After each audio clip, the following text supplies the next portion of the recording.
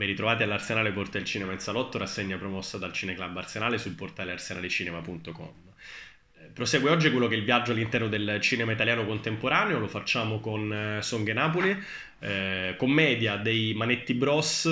che mescola quello che è l'amore, la passione per il cinema italiano di genere degli anni 60-70, in particolar modo i polizieschi, con cui i Manetti Bros sono cresciuti come cinefili prima ancora che come autori, a quello che è la musica neomelodica napoletana. A parlare del film alle 18:30 in un incontro dal vivo su arsenalecinema.com, sul nostro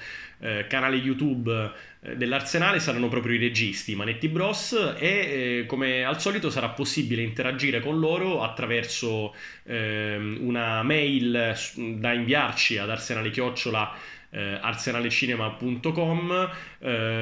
oppure scrivendo un messaggio privato alla pagina Facebook dell'Arsenale o scrivendo una domanda sulla live chat di YouTube. E allora è possibile cliccare sulla locandina del film Songhe Napoli per vederlo o rivederlo subito, e poi 18:30 appuntamento con i registi, i Manetti Bros,